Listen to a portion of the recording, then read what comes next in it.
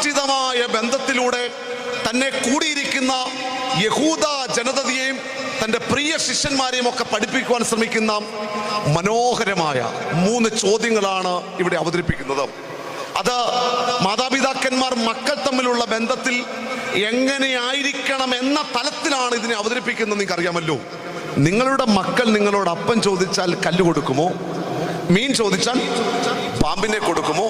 ആ മുട്ട ചോദിച്ചാൽ തേളിനെ കൊടുക്കുമോ എന്ന തരത്തിലാണ് അവതരിപ്പിക്കുന്നത്. 2026 പുതിയ വർഷത്തിൽ മതജീവിതത്തിന്റെ വേലിക്കെട്ടുകൾക്കുള്ളിൽ സുഖജീവിതം നയിക്കുന്ന നമ്മളുടെ ആത്മീക ജീവിതത്തോട് ഈ ചോദ്യം എന്താണ് പറയുന്നതെന്ന് അക്കമിട്ട് നിരത്തിയിട്ട് വാക്കുകൾക്ക് വിരാമം കുറിക്കുവാൻ ആഗ്രഹിക്കുകയാണ്.